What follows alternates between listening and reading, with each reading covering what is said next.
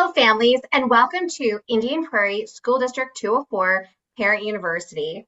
Parent University is an opportunity to come together as a community of families and school district staff to learn about and discuss topics related to and supporting our students' academic and social emotional success. My name is Dawn Faulkner, and I am our district SEL and Wellness Coordinator. This Parent University presentation, titled Becoming an Elementary School Parent, will provide parents and caregivers with strategies for navigating this new and exciting time in your child's life. Please note that this presentation is not about procedures, logistics, or academic curriculums of any specific school. Rather, the focus of the social emotional learning skills that will help your child be successful in kindergarten and first grade. At the end of the presentation, our panel of IPSD 204 building leaders, classroom teachers, and mental health staff will answer questions that were submitted through registration. If you do have a question, you may also put it in the chat, and we will do our best to answer all questions during the Q&A time at the end. At this time, I want to introduce both our speakers and our panelists. Tonight's presentation will be presented by Tracy Schwartz. She is the District Positive Engagement and Student Support Coach, and Lauren Quinn, who is a kindergarten teacher at Peterson Elementary. In addition, we have a panel of building leaders and classroom teachers and mental health staff, which includes Christine Michaels. She is the Student Service Coordinator for Brooks Elementary and Steck Elementary. Megan Rogers, who is the School Social Worker at Graham Elementary. Michelle Hebenstreet, who is the Principal of Patterson Elementary. Jen Setnar, who is a first grade teacher at McCarty Elementary, and Luke Ratajan, who is a kindergarten teacher at Georgetown Elementary. As you can see, we have many schools in our district. We actually have 21 elementaries, so we have a representation from many of them here tonight. All right, at this time, I'm going to go ahead and hand it over to Tracy and Lauren to share becoming an elementary school parent. Thank you, Dawn. Hi, everybody. Welcome to our evening presentation of becoming an elementary school parent. As Dawn said, my name is Tracy Schwartz, and I've been an educator a long time. I am a licensed teacher and a school counselor. I worked for 7 years at Longwood Elementary School in our district, and the last 2 years as a district support coach.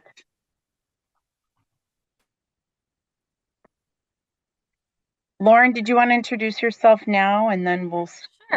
Sure. I'm Lauren Quinn. I'm a kindergarten teacher at Peterson Elementary. I've been in this role for about 8 years. I've also taught second grade there, and I actually also taught in Scullin Middle School, one of the middle schools in our district, for the first half of my career. So excited to be here and glad you all are here with us. All right, thank you. I love these photos because entering kindergarten is a very exciting time. It's a big year of transition for our students, for your children, and it's also a big transition for you as parents.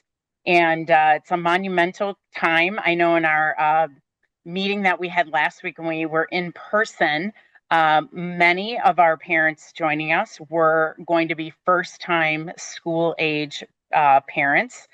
Some of you, I'm sure, in that same boat, and some of you may already have children in school and are still joining us to hear about, what you can be doing now to help get your children ready for entering kindergarten. All right. The first big question, though, is what if I'm not quite ready?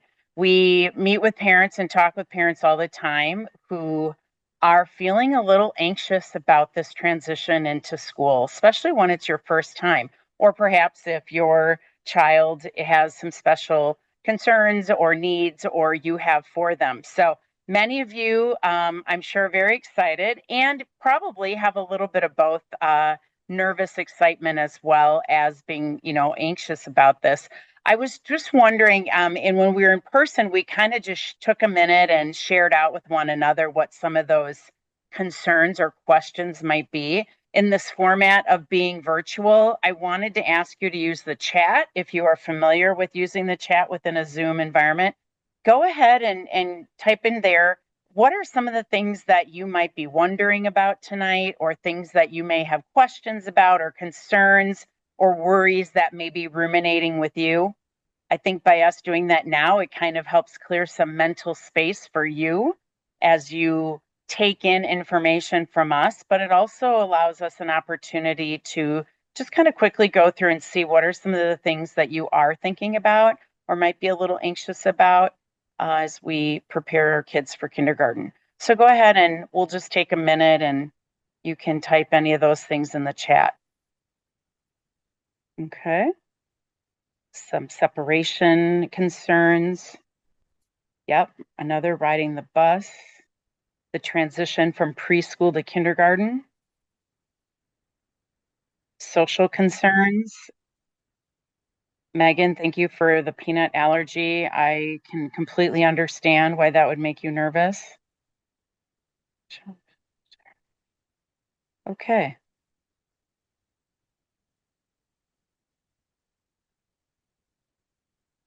Okay. All right. Thank you. Feel free to use that chat as we go through tonight. Your questions, first of all, I want to tell you, and your concerns are completely valid as a parent and helping your child transition. I understand those. We do. The panel you will hear from later will tell you and reassure you, hopefully, that these are all common issues that we hear from parents and that we've seen in transitioning kindergartners.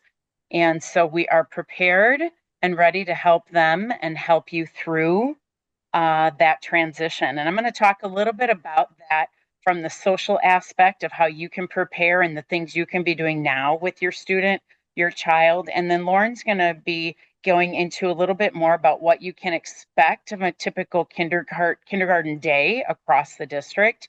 And just again, to reiterate what Dawn had said at the beginning, none of what you hear today is going to be building specific. You are going to get that opportunity over the summer and then in the next coming months where you'll be able to talk with your actual building principal and of course, obviously eventually your child's teacher, and you will get a lot of information to answer some of those specific questions about how this is done at my school.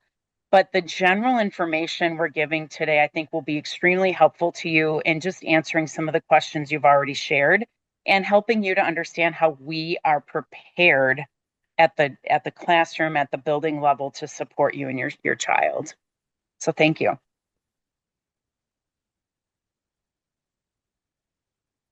All right, Jean. Okay, good. Thank you. All right. Some of you have mentioned that, you have kids who are anxious about certain different things. You are having questions. I want to reassure you that if your child is struggling or is sharing that they have some anxiety over this transition coming up with kindergarten, I want you to be reassured that they will be okay and that we are here for you and for them. In the meantime, though, as they start sharing different things, don't be afraid to talk with them about their feelings. Validate their feelings. You can tell them, I hear you. I understand that you are feeling anything, right from excited for those kids who are ready to go to those who are feeling scared or might be feeling shy or just unsure. Go ahead and share your feelings with them, explain or ask them to share their feelings and reassure them that they're normal and it's typical and that they're not alone in that. I think the biggest thing that I would encourage you as a parent to be aware of and to really be in control of is managing your own emotions. Our children, especially at these young ages, are very much taking from us and transferring into their own feelings or worries and concerns. So if you are able to approach them with confidence and reassurance and positivity about what is coming, they will take from you, right? If we share, though, that we are anxious as well and we are nervous and we're not sure, we're going to only support their own anxieties around that. So if you are struggling, reach out to a friend, a neighbor, a colleague, talk with whomever you trust within your own circles about some of the things that you're feeling. And if you can, find someone who has gone through this already and let them help guide you in managing those emotions. I would most importantly say I would focus on what is the promise and the excitement of new beginnings. Talk with them about what their new school might look like, what the classroom might be like, reassuring them that they're going to get an opportunity to see and visit and given time to be made comfortable in that environment. Talk with them about new friends, about that excitement. I know somebody had shared, what about mean students or students who are unkind? Talk with kids about that. That might happen. If that were to happen, how would you handle it? Who would you tell about that? How do I expect you as the parent, how do I expect you, my child, to be able to respond to that? Giving them language, giving them words to be able to use. Visit the playground of the school that your child's going to be going to. Walk around the perimeter of the building, peek in windows, drum up that excitement. And beyond that, if you or your child remains kind of anxious about this, or even once school begins, just be patient with them. Know that for some kids, it can take some time to get adjusted and to feel comfortable and to really get in their flow. I was sharing with last week's group that I have 3 children. 2 are now high school graduates, and my youngest is in high school. I remember when my second child came along, my son, he was not excited about going to kindergarten. And even though he didn't really necessarily share that he was anxious, all of a sudden, the first 3 days of kindergarten, he was hiding in the bushes alongside the building. And I was surprised, taken aback, but I also knew as an educator and as a mom who'd gone through it, the best thing I could do was put him in the hands of his teachers and the staff at school. And I turned and I walked away reassuring him he'd be fine. And he was. Within minutes, he was fine. And we went on no problems the rest of that year. But it can take some time for some kids. And then in the meantime, just prepare for the transition, start talking and thinking about routines, things that you can be doing at home, preparing for bedtimes, reading books. We're going to talk a little bit more about that. But thinking about some of the things that you can be doing now to get them ready for that time. All right. Thank you, Jeannie. All right. So Dawn had mentioned at the beginning, we're going to talk a little bit about SEL and preparing our kids for the social emotional learning component of kindergarten. And SEL is simply that, social emotional learning. And if you break it down, it is learning social skills, how to be with other children, how to relate with their peers, how to communicate their needs, how to do that in socially appropriate, safe ways. And then we talk about emotional learning, self-management. How do I manage when I am frustrated by something that happens in my classroom?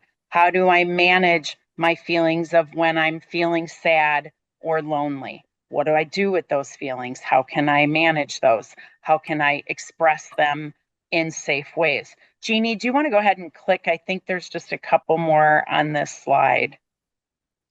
There we go. Thank you. We do a lot of teaching around this in elementary school, not just kindergarten. And we understand that kids come in at different places with all of this and the skill development.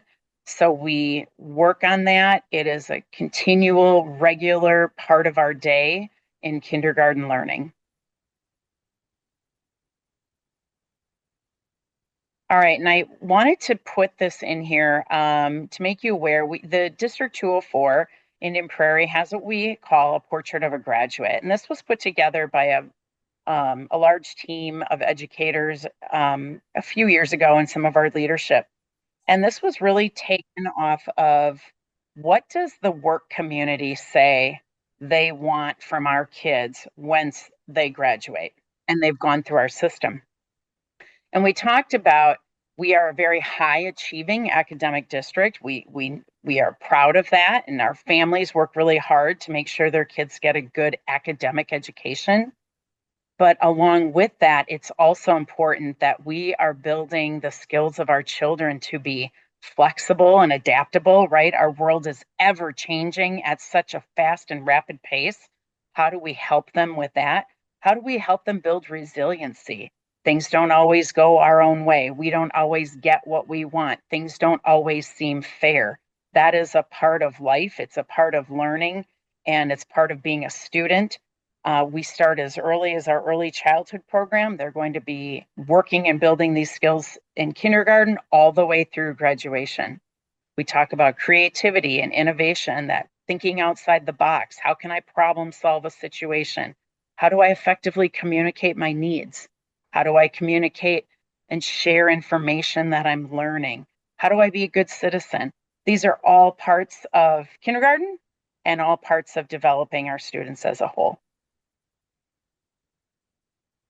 All right, and I thought this was a really interesting statistic to share with you to really support why we talk about social emotional learning. But when NACE did a survey just 2 years ago, 2024, a year ago, what did they seek? What were they looking for most in candidates' resumes? And when they surveyed multiple companies, they said the number 1, 2, 3 things we look at: does this young person have the ability to problem solve effectively? Are they able to collaborate and work in a team? And are they able to communicate effectively? And I think that fully supports all the things we're talking about when we talk skill building in elementary school, kindergarten in particular, and all the way through. So that is our goal for you and for your kiddos. And then I think I'm going to turn this over to Lauren to talk a little bit more about the day-to-day. Okay, great. So what can you do at home, and how does that relate to what you will hear about your child doing in school? So again, professionally, I'm a kindergarten teacher at Peterson Elementary. Personally, we sent our last baby through kindergarten this year. She's just finishing up her kindergarten year. So I am right there with you. I had even, being a kindergarten teacher, I still shared a lot of the same questions and thoughts and anxiousness that a lot of you are probably feeling. So I agree with Tracy, stay strong, give them the confidence and go cry in your car home later. You can go ahead and click, please. All right, so we're going to start, get you thinking. I'd like you to just think. In our in-person, we had the luxury of kind of sharing out again. But again, just think in your brain. Do you think this is a myth or a fact? Teachers don't want parents to email them. They're just too busy. And of course, that is a myth. Please, please, please reach out to your child's teacher. You know your child the best. You're their first teacher, and you always will be their main teacher. So please, please, please share. We want to be proactive instead of reactive. So if there's anything going on at home, if you're hearing concerns from your child that maybe they didn't share with us, please do share that. There's lots of research that shows that if home and school are on the same page, then the child definitely benefits. So please reach out. All right, here's the next one. Kindergartners take naps. I did see a concern about this in the chat. That is also a myth. Kindergartners do not take naps. You can go ahead and click. And one more time. You can click one more time, please. Okay, and we've seen those memes of the child, getting put together on the first day of school, and they walk out looking hair frazzled, clothes everywhere. It's a transition. So a lot of the concerns I'm seeing in the chat, please know that it's an adjustment, and we're all getting through it together. They will be tired. They'll probably express that to you, but it's part of the transition. And we do realize that. And so on the early end of kindergarten, we do take lots more, play play breaks and kind of ease them into our schedule, because we know that that is a transition for them. The next one, I saw lots of concerns about lunch. Your child may come home with a half-eaten lunch at the beginning of the year. Is that a myth or a fact? That is a fact. I do field lots of phone calls, emails about this at the beginning of the year. Again, it's an adjustment. They do have a 20-minute lunch at school. So this is the first time that they're really kind of having like a meal on their own, probably, unless you've done it in daycare and such. But they're looking at their lunchbox and they're choosing, what do I want to eat? And can I open the container? That's part of the thing we're going to ask that parents help practice at home, practicing opening the zipper on the lunchbox, the containers you're sending. Please keep in mind that we have just a few lunch supervisors for, the grade level, most likely of students. So there isn't a teacher kind of standing over your child eating and telling them, please eat your lunch. They're walking around, making sure everybody's getting what they need. But that is something we'd like you to help prepare your child with, the independence piece. Also know that this is a great socialization time for them. So they are definitely talking and chatting, making friends, and that's what we want them to do. But more talking means less eating. So again, an adjustment, they will get there.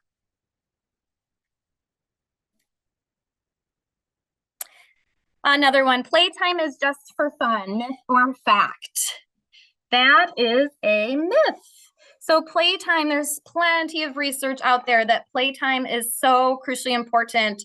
Problem solving, creativity, imagination skills, learning how to express their emotions appropriately. And all of that they're learning while they play.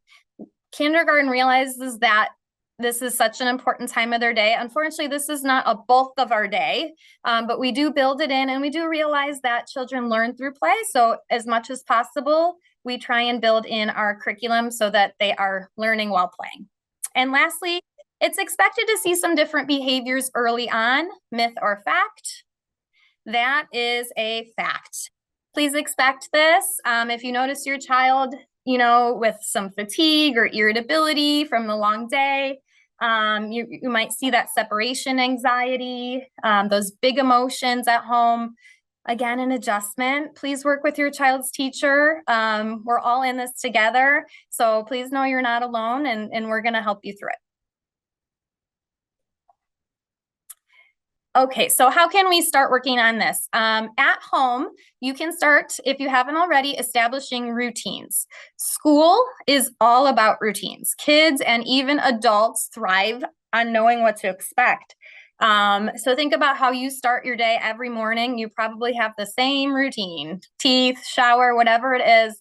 It just helps with anxiety. If something changes in your day and, something happens, then it shifts your mood and your mindset a little bit. So we build in structure within the child's day so they know what they're coming into. Your child has a morning routine, hanging up backpack, putting their purple folder somewhere. And this is established throughout the day. There's a lunch routine, there's a turning in work routine, there's greeting your friend routine. There's all kinds of routines that your child will learn and become used to, and then they'll start sharing that with you. So again, it reduces that anxiety, it creates, promotes independence, and helps with those self-regulation skills. This is just an example of a morning and afternoon schedule. I've used a version of this with both of my own children.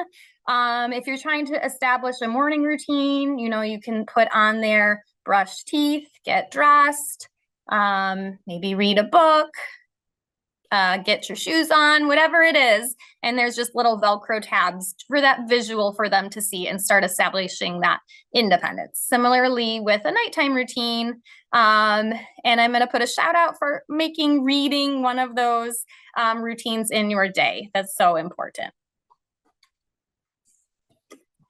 Okay, encouraging independence.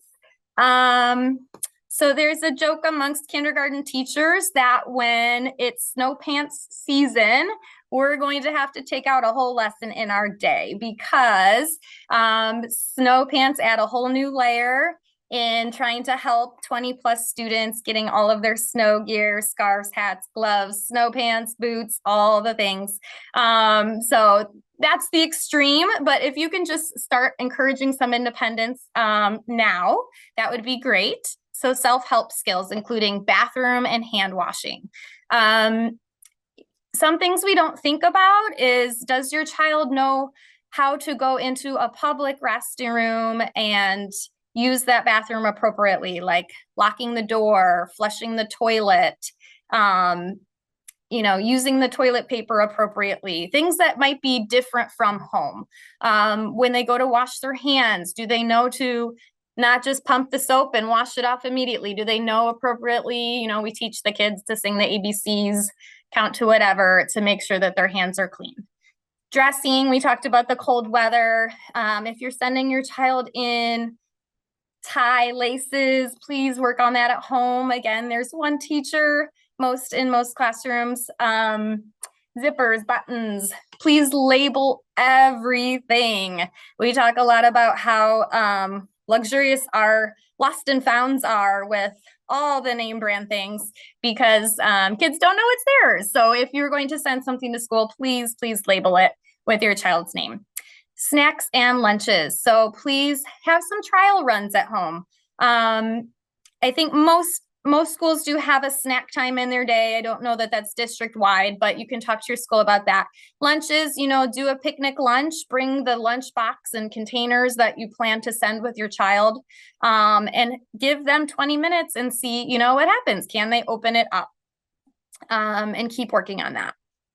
There is an opportunity for your child to get school lunch. So that's something you can put money in for, and they can get a school lunch and just get that every day if they'd like. And they go to make their selection in the morning, and then teachers will help facilitate that. Direction following. Start encouraging one-step directions. Go get your shoes. Two-step directions. Go get your shoes and put them by the front door. Three-step directions. So keep building on it. When your child is able to get those two-step directions, go on with three-step directions, because that will be a big part of their day, direction following. So they are expected to follow, the group plan of the classroom. There's a lot of adjustment in kindergarten with kids doing that, because they might think, well, what do you mean I can't go play cars now? That's what I do at home. Well, in school, there's a structure and everybody's in the group plan together. Sometimes we're on our own plan, but a lot of times we're on the group plan, and that's what we follow.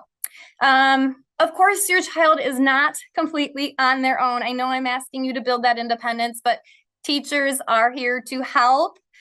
We want to help. That's why we are teachers. So please know that we're going to help them. We're not just going to let them, be on their own. So encourage them to raise their hand, come up to a teacher, ask a friend, and how to be confident in asking for that help.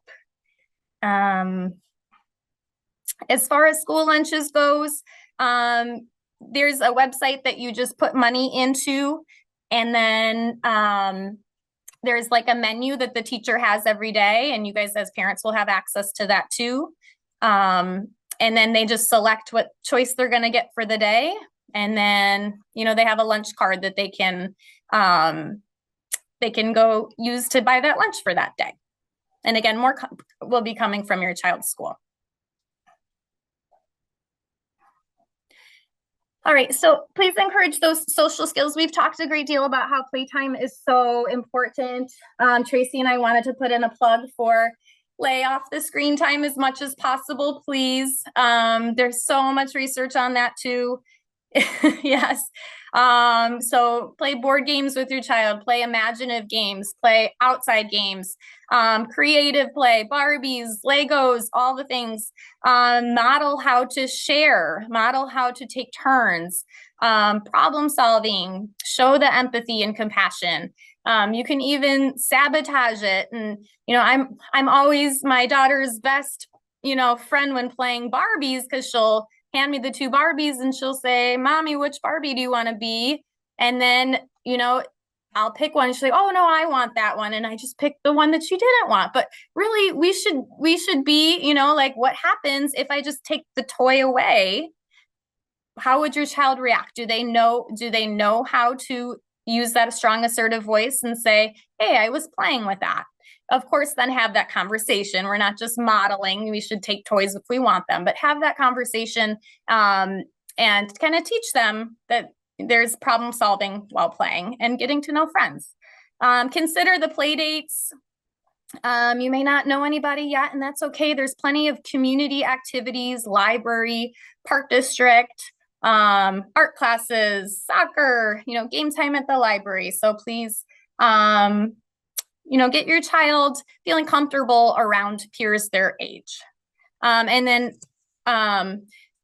a lot of our go-to question is, oh, how was your day? But instead of asking like that, because we know the answer is going to be fine, or if you say, what did you do today? Nothing.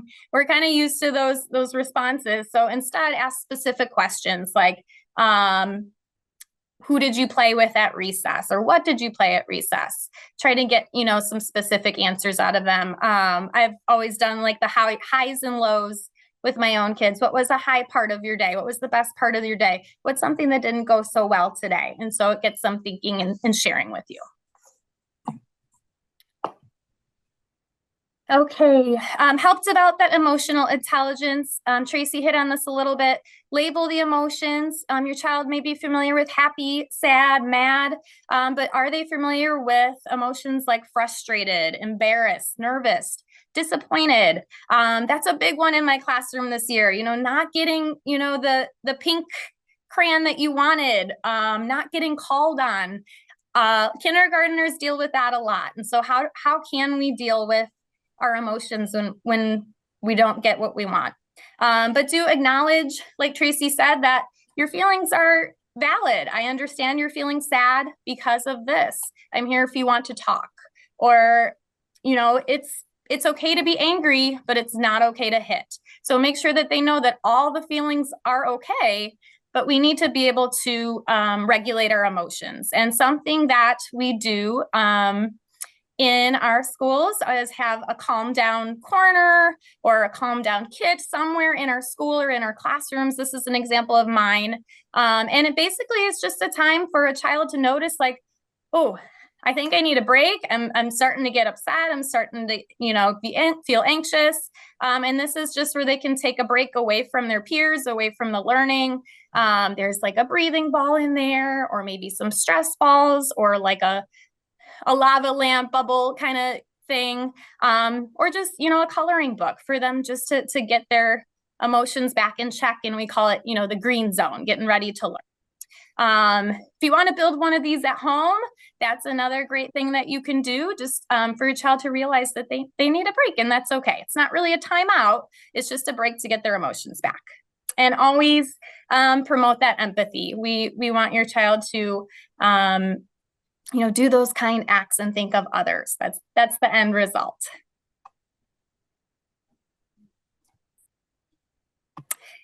Foster a growth mindset. As moms, dads, grandparents, aunts, whatever, when we see like our baby is hurt or upset, we just want to go comfort them and make it all better for them, right? Like, as a mom, I get that. But actually, you know, we should let our kids fail. We should let them learn from their mistakes and build up that resilience. So it can be hard to do, but that's what we need to allow them to do a little bit to grow. And in our classroom, we say mistakes help your brain grow. And they're just kind of used to that language. So think about like bike riding. If they never fall, we never learn how to ride. Same with reading, drawing, making friends. We have to go through the mistakes first. But it is important to create an environment where kids feel safe taking that risk. And, you know, with our motto of mistakes help your brain grow, you know, that's a positive thing. We make it really positive in our classroom so they can feel it's okay to make a mistake. You know, we're going to learn from this. And so try considering that at home as well. Use that word yet. You know, if your child is really struggling with something, I can't read. you can't read yet. You can't ride a bike. You can't ride a bike yet, so that they know that they will eventually, and they're just on the path to learning. Praise the effort and the progress over the talent. And guilty of it myself. Sometimes we say things of like, "Wow, you're so good at math." And that seems like a great compliment, but while you're complimenting them on that, it implies that, that the talent is like a natural thing and they're born with it and they don't have to work hard at it. And so when something more challenging comes along, that they will really struggle with that and think they don't even have to try because, they're already good at math. We want them to accept that challenge and embrace it, and keep trying more. If they say this is really hard, you can do hard things, right? So keep trying. Last one is the academics will come. If you notice, we haven't talked too much about academics. We want your child to have, the confidence and all of that first before we can get into the academic learning. I will say, please try and read to your child daily. That, again, research shows how important that is. You can start practicing name recognition if your child doesn't know that yet. And if they're ready, they can start writing their name. If you want letter sounds, but they'll learn that in kindergarten. So please know that we expect them to come in with varying needs. That's a teacher's job to welcome them and meet them where they are. So your child doesn't need to come in reading books. We will teach them. Your child will blow you away this year. With all those grade levels I've taught, kindergarten has been my love because they come in, knowing a few letters and they come out as readers and writers.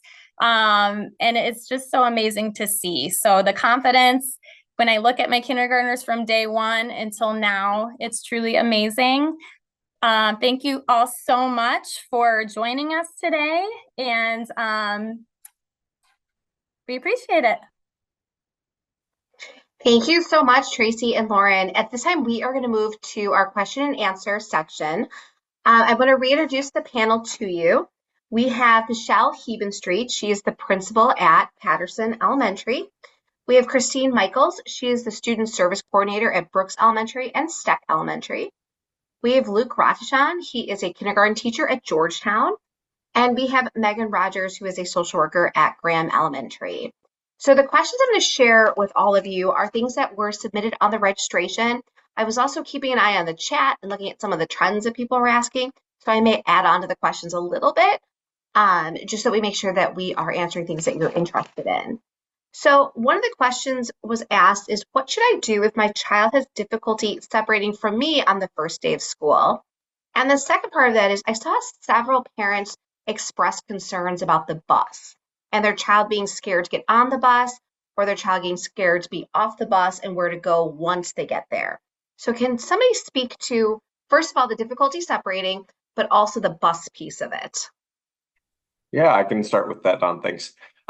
So one thing that you can do over the summer to really help your student is give them as much information as they are willing to take in. So one thing that we're doing right now in kindergarten is we're having first grade Thursdays in my class. So every Thursday, I will say, okay, what are some questions or like fears that you have about next year? And they're able to ask that. A lot of those questions that they're going to ask you, you will be able to answer. So things like, will I be able to eat lunch? Will I be able to have recess? Things like that. If there are questions that you can't answer, you could always say, well, I'm not sure of that answer, but there is, so-and-so next door who went to kindergarten a couple of years ago. Maybe we could ask them since they're the expert. You could kind of set aside a time. So maybe every Saturday when you're driving home from wherever you are, you could say, okay, this is our kindergarten time. Like, do you have any questions? Anything that you haven't thought about yet? Because that information will definitely help them. Also, the first day of school, every single staff member has an assigned job. A lot of people will be in the kindergarten classrooms the first couple of days. So they will be welcoming students off of buses. They will have a list of all the students. They will have who their teacher is and where they should be going. So there will be adults that will be flooding into the kindergarten classrooms that first week, especially to be able to help with the transitions and making sure that everybody is going exactly where they should be going. And then I'd like to add just a little more onto that. We talked about how important routines are, and this includes just our goodbye routines as well. So I encourage in the summer doing some play dates or going to the library, story times, and creating that goodbye routine there. So that can look like having a connection moment with them. Like, I'm so happy that you're at story time today. I can't wait to hear about your book. And then having either like a high five, a kiss or a hug, or a special handshake with them. And then reassuring that you'll see them after school, and then giving them that hug or kiss, whatever you want. But saying goodbye. Last week, we joked about using sunglasses, just because when our kids see us get upset, they may become upset. So saying goodbye, putting your sunglasses back on, and then walking away if you are going to get emotional.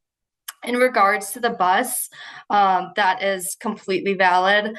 I would probably offer some encouragement. It's okay to feel a little nervous. The bus is new, but you are safe. I believe in you, and your teachers are really excited to see you. You'll have that bus routine beforehand. So maybe practicing the routine, walking to the bus together, even though it's not in service yet, but just have them become familiar with that. And then reading bus themed books. So I know there's Pete the Cat, Little School Bus, or any other school books that include buses, and just getting them excited for that. I think too, as far as separating from your child at the beginning, we see a lot of tears. And I don't know if Michelle Hebenstreit, if you want to jump into, but we see a lot of tears, and that is totally normal. 99% of the time, as soon as your child walks into the school, they're okay. It might take 5 minutes, 10 minutes, 30 minutes, but we will have adults there to support them.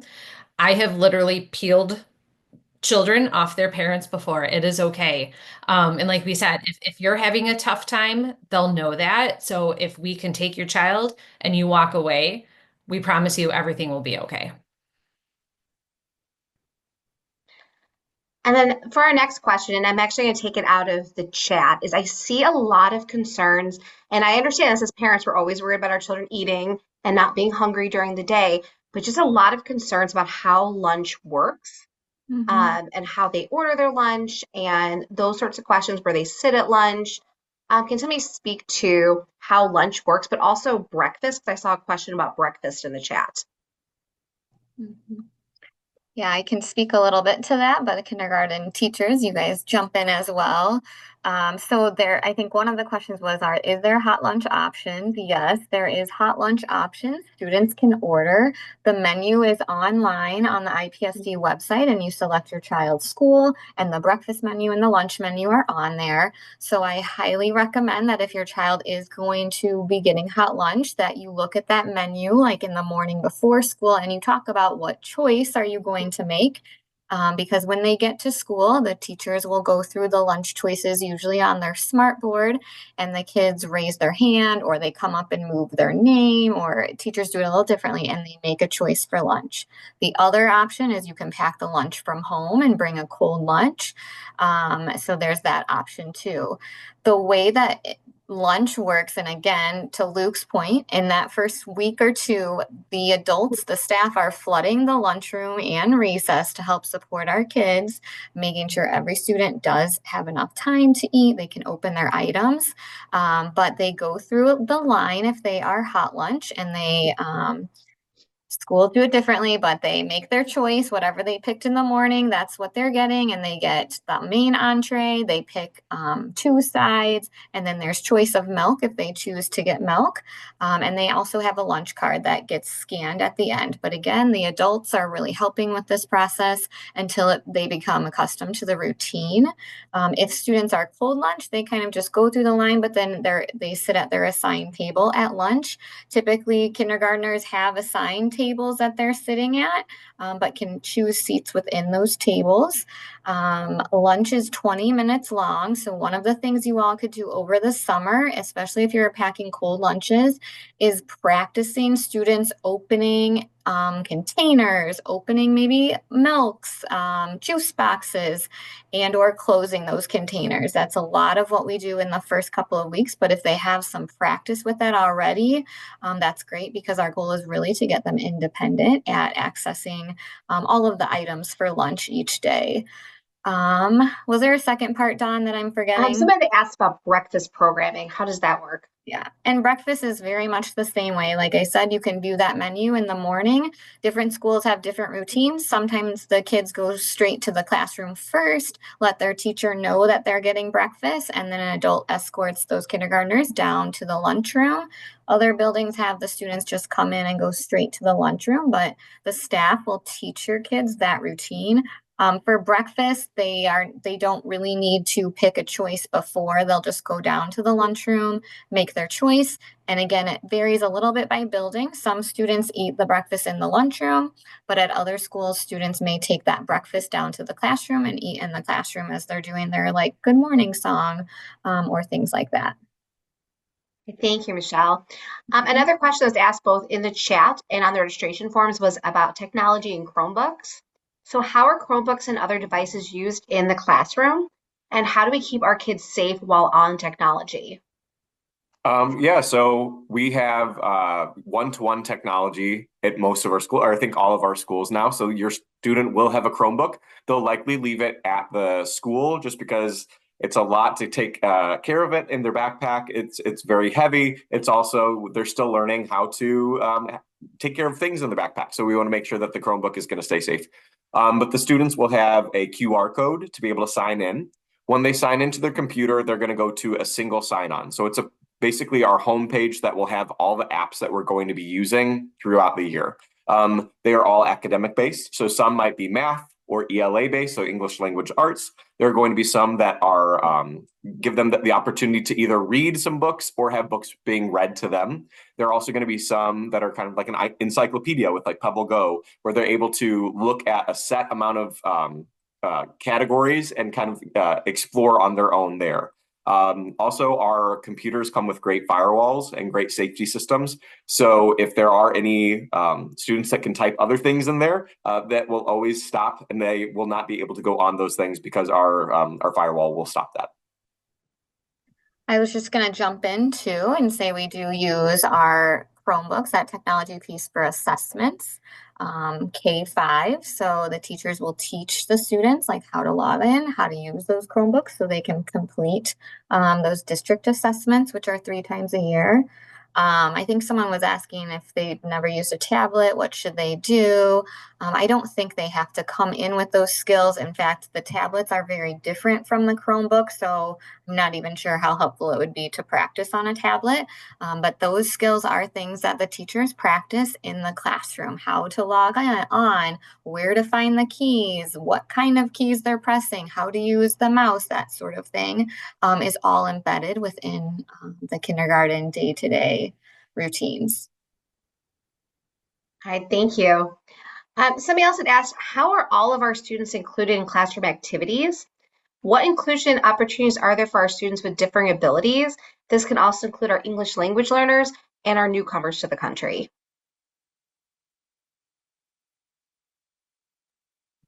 I can start us off. Our District 204 is a very inclusive district, and we want all students to feel welcome and that they belong in our classrooms as much as possible. So we have representation in our curriculum, in our books. Our teachers create very inclusive classrooms. Buildings feel very warm and welcoming when you walk into them. As far as looking at what is done within the school and in classrooms, if students have varying needs, there are additional team members who can collaborate with classroom teachers to work on assignments, modify things, and support them with how to make sure everybody can be included as much as possible. We have different staff members. Every building has English learner teachers, we have special education teachers, and a variety of related service providers who can all support kindergarten teachers and all classroom teachers to work on those. Luke, I don't know if you want to talk more about in the classroom. You had some good things to say last week. Yeah, thanks. When we're in the classroom, especially with our English language learners, so that's anybody who speaks more than one language at home and anywhere else. A lot of the things that are best practice for our English language learners are best practice for everyone. So a lot of the kindergarten teachers will be doing those things anyway. So when it comes to like vocabulary, anytime that there's a new word, we are very explicit with how we break down that word. And if it's an academic vocabulary word, we kind of work it and we say, okay, how could we use that in a sentence? We talk about it together. We also like to use a lot of real objects. So if we're talking about, we talked about like a radio in one of our books that we read recently. So actually having pictures of a radio or a radio that we can bring in so the students can make that connection and it's not just this concept. So there's a lot of things that are best practice for English language learners, but they're things that we're going to be doing for everybody. Also using like sentence starters or word banks to be able to help our students as they're working on those early skills. Those are things that we're going to be doing for everybody in the classroom. So like I said, a lot of those best practice things are best practice for everybody, and we will be using those. Thank you, Luke. Another question is, what should I do if I feel like my child is not making enough progress either socially or academically? And what's the best way to communicate with my child's teacher? I can jump in here, but Lauren or Luke, if you guys want to jump in. Usually you start with the classroom teacher. That's usually your first go-to. When you meet the teacher, whether that's curriculum night or at some sort of kindergarten orientation, teachers will usually let you know what is the best mode of communication. Sometimes it's email, sometimes it's phone, sometimes they use like another app to communicate with families. So the teachers will always let you know the best mode of communication, but start with the classroom teacher, reach out, share your concerns, and then the classroom teacher will follow up with you and have, usually have a conversation with you and hopefully create a plan or clarify the progress your child is making. We also have like data meetings that we have quarterly, most of us. And so during those meetings, we take a look at the data that we have on our students and we say, okay, what students are needing more support in math or ELA? What are some things we can do? Another great thing that we have that every single school in the district has is a win time. So it's like what I need. So they're going to have one block for English language arts and one block for math. So any students who maybe are struggling with a certain concept in ELA, they're going to have more guided instruction during that time. And then even on the other end, if there's a student who's doing really well, maybe they're reading already at, closer to a first grade level, we'll be able to have some things for what they need too. So maybe some enrichment activities for them. So if they are struggling or if they're doing really well and excelling, we are going to be able to see that because we're going to be able to see them during that time and give them more guided instruction on what they do. Thank you, Luke. Michelle, do you mind? I'm sorry, Michelle. Megan, do you mind speaking to the social piece? Like if you're worried their child's not making friends or is having trouble advocating for themselves or starting play with other children, what should they do? Yeah, I would definitely, like we said, reach out to your classroom teacher just to share those concerns. But if you are feeling this, and I would see how they're interacting with their friends outside of school within those play dates and to also help during those social interactions. So being able to practice and role play some social scenarios, having them ask, can I play with you? Or if a friend hurts their feelings, having them be assertive and say that hurt my feelings. I encourage using some problem solving and self-reflection. So asking them what they could do differently next time in social interactions.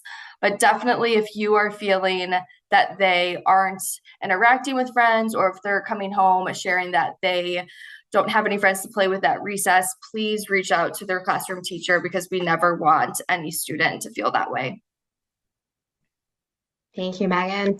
And another question was asked both in registration and in the chat, and I love this question, is how can I volunteer at school? And I saw people asked about PTA and PTO and the volunteer opportunities and if there's class parents anymore. So could somebody speak to what sort of volunteer opportunities exist? We realize different buildings have different programming or opportunities, but in general, how can parents get involved? Yeah, PTA is a great way to get involved. Every building should have a PTA, and you can usually sign up either online. When you go to kindergarten orientation, I guarantee you the PTA will have a table set up there where you can meet them, learn all about the different activities and events that they do. And the PTA really supports the staff and the students as well.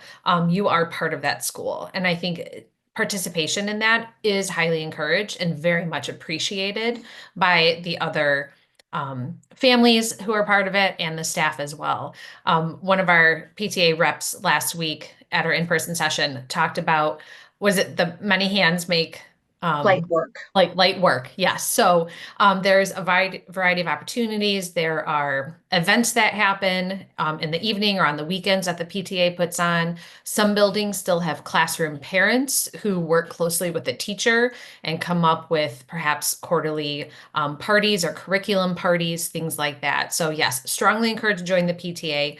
We really appreciate those who are there. And whether you can volunteer one time or just donate your money to the PTA or a raffle item, something like that, it's all appreciated. All right, and one final question that was in the chat: how do sick days or mental health days off of school work? How many do they get, and who monitors it? So can somebody speak to, first of all, what to do if the child's sick in terms of calling off school, but also mental health days and how those work? Yeah, I can speak a little bit to that. So when your child is sick, every school has an attendance line. You can call the attendance line and state your child's name and the reason for their absence. The other way to do it is in your parent view account, selecting your child, and you can report an absence that way. And again, you're going to put the reason in the notes section. There's a drop-down menu. You can pick from a list of reasons and then give any additional details in the notes section.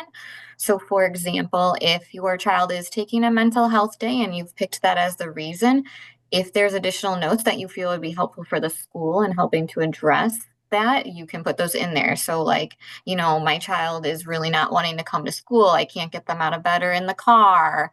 They're having anxieties related to a test, something like that. That's very helpful.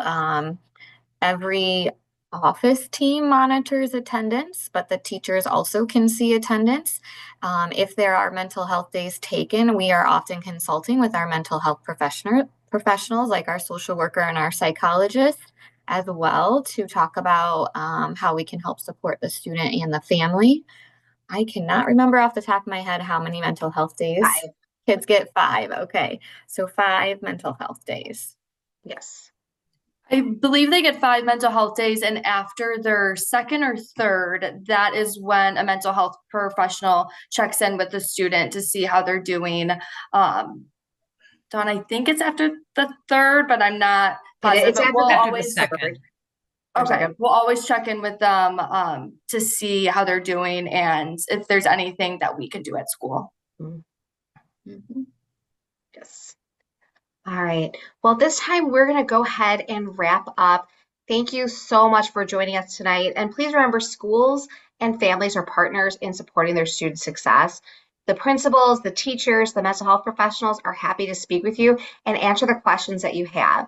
And because this was a presentation for all 21 of our elementaries, if you have a building specific question or concern or worry, please reach out directly to that building because they will be able to more specifically answer your question. So please never hesitate to reach out to us, and thank you again for coming.